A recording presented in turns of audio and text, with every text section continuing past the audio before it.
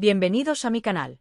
La historia de hoy es un viaje de secretos, transformación y una faceta de mí. He repasado ese momento mentalmente incontables veces. No porque fuera dramático como la gente imagina, sino porque fue tranquilo, y los momentos tranquilos son los que revelan la verdad.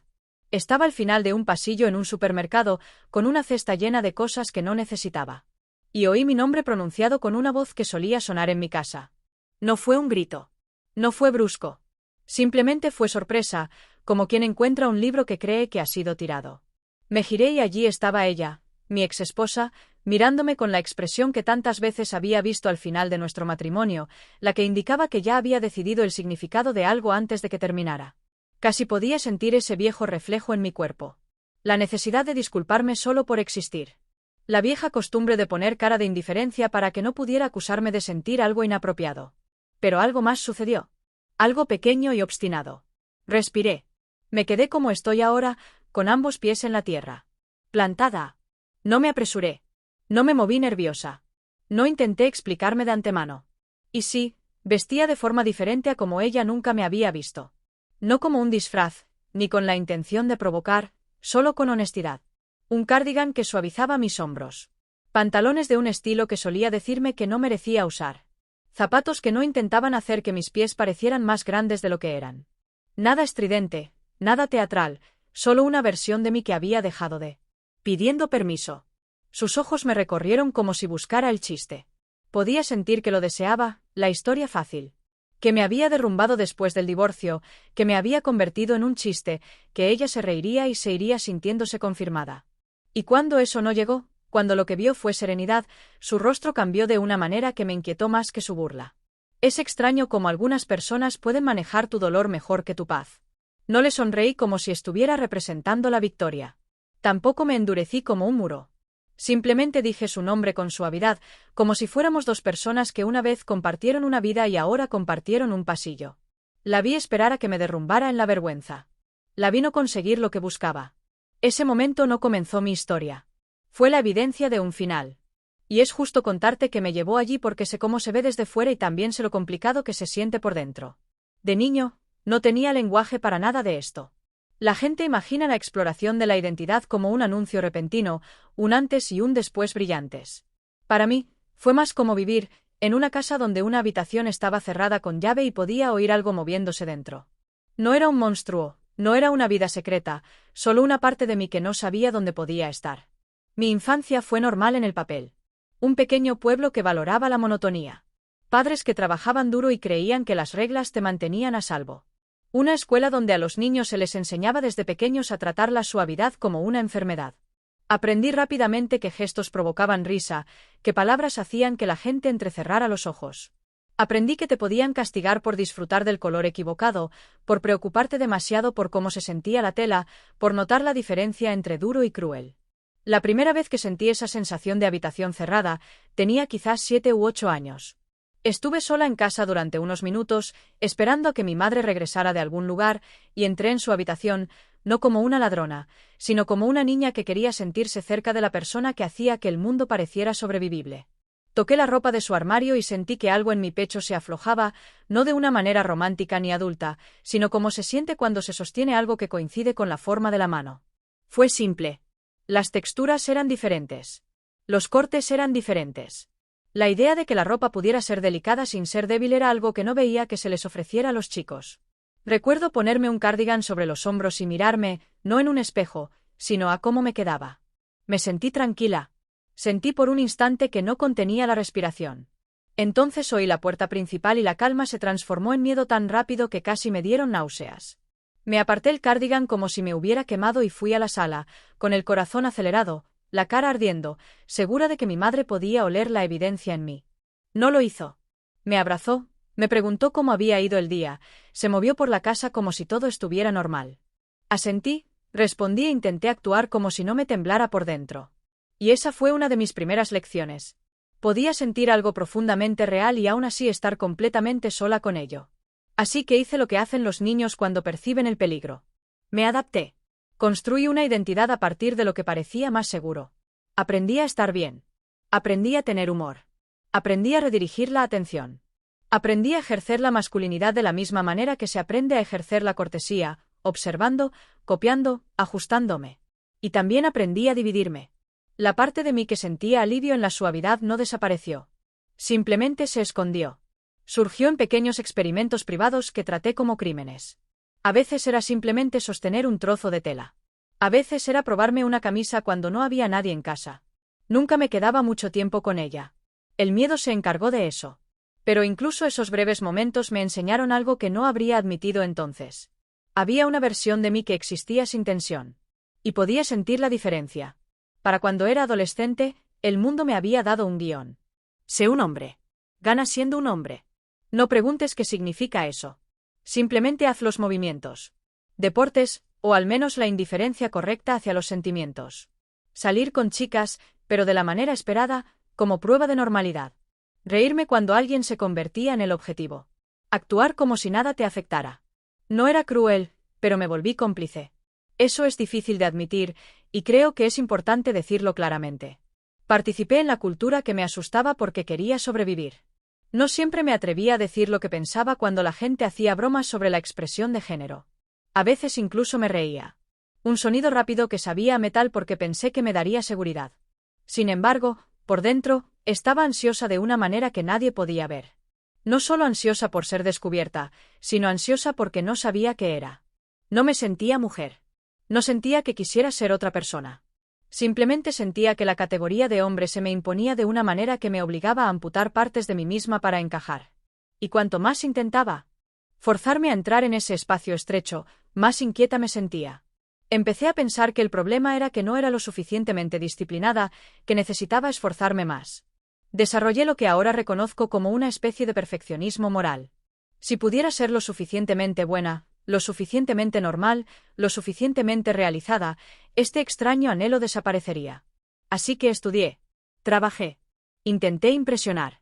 Intenté ser innegable. La universidad fue el primer lugar donde la habitación cerrada se abrió un poco. No porque de repente fuera segura, sino porque estaba lejos de personas que me conocían desde la infancia. Podía reorganizarme. Podía respirar sin la constante vigilancia de la expectativa. Recuerdo haber visto a alguien en el campus, una persona que no encajaba perfectamente en los moldes que mi ciudad natal había adorado. Tenía una forma de caminar tranquila y pausada. Su atuendo no intentaba pasar por nada. Simplemente era suyo.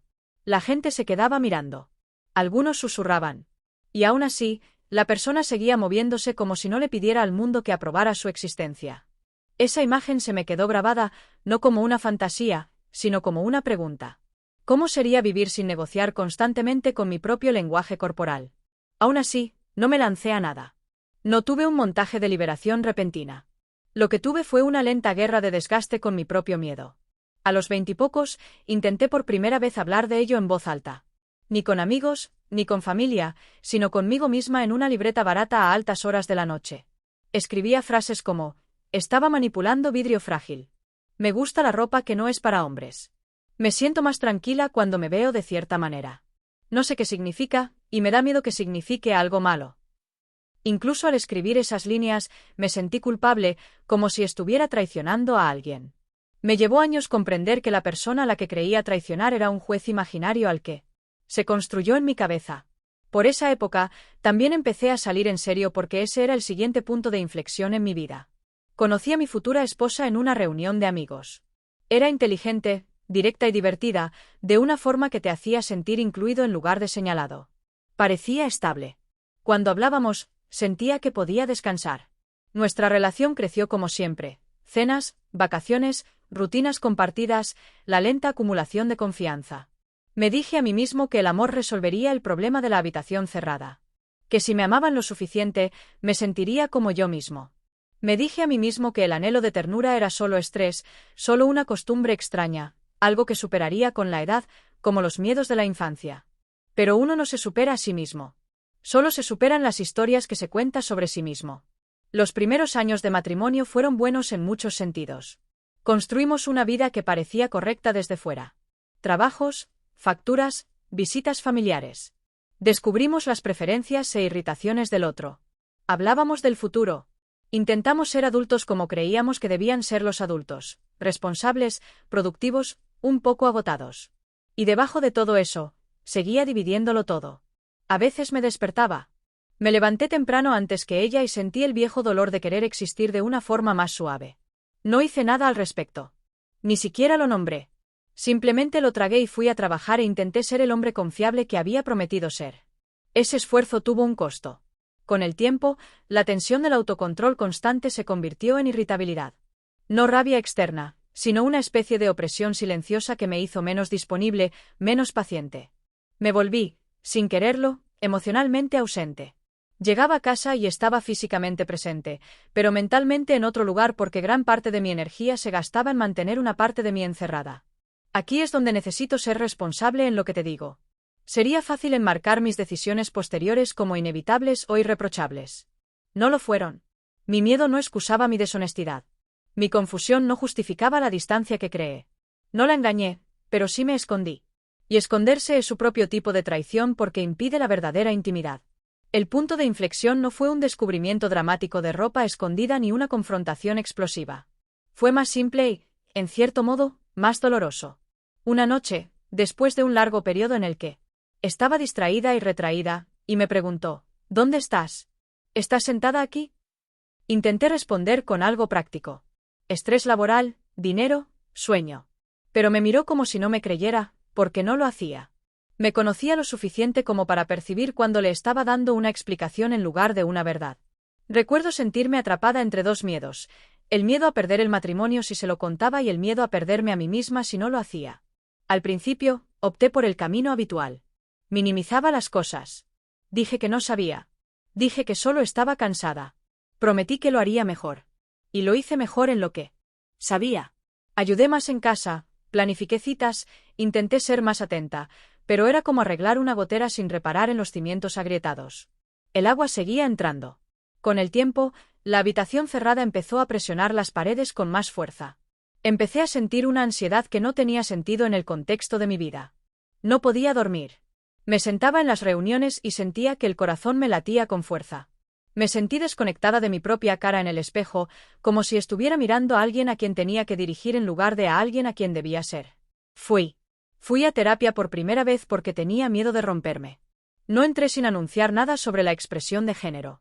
Hablé del estrés, del entumecimiento, de sentir que veía mi vida a través de un cristal. La terapeuta me hizo preguntas cuidadosas. No me guiaron. No me etiquetaron. Simplemente me señalaron las partes de mí que estaba evitando. Pasaron las semanas, luego los meses. Un día, después de haber estado dando vueltas a las mismas vagas descripciones de incomodidad, la terapeuta me preguntó, ¿cuándo te sientes más tú misma? Y me oí responder antes de poder detenerme. Cuando estoy sola. El silencio después fue denso. La terapeuta asintió, no como si hubiera resuelto un rompecabezas, sino como si me estuviera dando espacio para seguir adelante. No sé por qué, pero esa pregunta me relajó. Les hablé de aquel cardigan de la infancia. Les hablé de cómo ciertas telas me relajaban el pecho. Les hablé del miedo, la vergüenza, los años de actuación. Dije la palabra, vestirse para multitudes, por primera vez en voz alta, y no me impactó. Simplemente se quedó en la habitación como cualquier otra verdad. El terapeuta no. Hazlo más grande de lo que era. Dijeron algo que en ese momento me pareció casi demasiado simple. Parece que has estado intentando castigarte por necesidad. Esa frase me cambió porque me di cuenta de que había tratado mi experiencia interior como un fracaso moral en lugar de una realidad humana. Había asumido que desear algo delicado significaba que estaba equivocado. Nunca me pregunté si mi deseo de ropa no conforme con mi género se debía a la paz en lugar de a la rebelión. Aún así, saber algo en privado y vivirlo públicamente son mundos diferentes. No fui a casa a contárselo a mi esposa. Ojalá pudiera decir que encontré coraje de inmediato. No fue así. Lo que hice fue empezar a practicar la honestidad poco a poco. Empecé a nombrar mis sentimientos en lugar de esconderme tras las tareas. Admití cuando estaba ansioso. Admití cuando me sentía desconectado. Le dije que estaba en terapia porque algo en mí no se sentía alineado. Al principio me apoyó de forma práctica, como se puede apoyar cuando se cree que el problema es temporal y se puede solucionar dentro de categorías familiares. Me preguntó qué podía hacer, ofreció sugerencias y me animó a tomar descansos del trabajo, y me sentí agradecida y a la vez aterrorizada porque presentía que la verdad que no le había dicho podría no encajar con su idea de lo que significaba el apoyo. Hay un momento antes de decir una verdad difícil en el que empiezas a imaginar todas las reacciones posibles. Ensayas, negocias, considera si puedes vivir sin decirla. Me quedé en ese momento demasiado tiempo. Al final, salió no como un discurso, sino como una confesión, en una conversación tranquila una noche en la que ambas estábamos ya cansadas. Me preguntó de nuevo, con suavidad pero con firmeza, qué me ocultaba. Y algo dentro de mí sabía que si no respondía, estaba eligiendo la muerte lenta de la relación de todos modos. Así que le dije, no todo a la vez, pero suficiente. Le dije que a veces, desde que tengo memoria, me sentía más tranquila cuando usaba ropa que no se consideraba de hombre. Le dije que no era sexual. Le dije que no se trataba de querer engañar a nadie. Le dije que no sabía exactamente qué significaba, pero sabía que no se iría solo porque lo odiara. Le dije que intentaba comprenderme a mí mismo y que tenía miedo. Esperaba ira. Esperaba burla. Lo que obtuve, primero fue confusión. Tan profunda que parecía incredulidad. Me miró como si le dijera que las leyes de la gravedad habían cambiado. Luego su rostro se tensó y dijo algo que aún resuena en mis oídos por lo común que sonó. Entonces, ¿qué se supone que debo hacer con eso? Esa pregunta no fue cruel en sí misma. Fue honesta. Pero me mostró algo importante. Ella no estaba entendiendo mi experiencia como una verdad interior. La estaba entendiendo como un problema que se le estaba entregando. Intenté explicarle. Intenté tranquilizarla. Le prometí límites que ni siquiera había definido del todo. Enfaticé la naturaleza no sexual porque estaba desesperado porque no lo presentara como una traición. Le dije que seguía siendo yo. Le dije que todavía la amaba. Y aquí hay otro punto donde la responsabilidad importa. El amor no borra el impacto. Ahora puedo entender que se sentía desestabilizada, que su imagen mental de nuestro matrimonio estaba cambiando sin su consentimiento y que tenía sus propios miedos y presiones. No la culpo por eso, pero su reacción con el tiempo me hizo daño, y fingir lo contrario no ayudaría a nadie a aprender de esto. En las semanas siguientes, se volvió más vigilante. No curiosa, no abierta, sino atenta, como si estuviera monitoreando una situación de riesgo. Hizo preguntas que tenían menos que ver con la comprensión y más con el diagnóstico. ¿Era gay? ¿Era trans? ¿Estaba mintiendo? ¿Era por eso que había estado distante? ¿Esto la iba a avergonzar? ¿Iba a empezar a salir así? Esa frase transmitía asco. No tenía que decirlo directamente. Intenté mantener la calma. Intenté darle tiempo. Intenté mantener la conversación centrada. No le estaba pidiendo que cambiara su identidad. Intentaba dejar de destruir la mía, pero la tensión en nuestro hogar crecía. Podía sentir que me encogía de nuevo porque el precio de la honestidad parecía ser la sospecha constante. Empecé a arrepentirme de haberle dicho, no porque la verdad fuera incorrecta, sino porque el entorno se volvió inseguro para ello. Esa es la paradoja de la exploración de la identidad. El secretismo corroe la intimidad, pero la revelación puede revelar incompatibilidades que intentas no ver. Fuimos a terapia de pareja. Algunas sesiones fueron productivas, otras se sintieron como pruebas. Ella quería que el terapeuta le dijera quién era yo, como si una etiqueta determinara si se le permitía ser amable. El terapeuta, para su crédito, no lo hizo. Volvían constantemente a los sentimientos, las necesidades, los límites, el respeto. En casa, sin embargo, el respeto no siempre estaba presente. Hubo comentarios frustrados que cayeron como piedras. No me apunté a esto. ¿Te das cuenta de lo ridículo que suenas? ¿Cómo se supone que voy a explicártelo? Cada vez, una parte de mí quería retirarse y desaparecer de nuevo en la actuación. Y a veces me retiraba. Me volví más cuidadosa con mis palabras. Intenté ser más pequeña, más manejable. Me dije a mí misma que era temporal, que nos estábamos adaptando. Pero la verdad es que estábamos llegando a un punto de quiebre. El punto de quiebre no llegó con gritos, sino con una mirada. Estábamos en una reunión familiar y yo ya estaba tensa porque podía sentir cuánto me esforzaba por parecer normal. No vestía nada inusual. No se veía el atuendo del cuervo. Pero la ansiedad estaba en mi postura, en la forma en que revisaba constantemente mi propio comportamiento. Ella me observaba desde el otro lado de la habitación con una expresión que le decía, ahora era fundamentalmente inestable. De camino a casa, me dijo, parecías raro. Le dije, simplemente me sentí abrumado. Dijo, ya no sé quién eres. Y sentí que algo dentro de mí finalmente se negaba. No con rabia, sino con firmeza, porque me di cuenta de que había pasado la mayor parte de mi vida intentando ser quien los demás necesitaban que fuera para no abandonarme. Y seguía siendo abandonada, aunque lentamente, en tiempo real. Se lo dije con toda la calma que pude. Intento saber quién soy.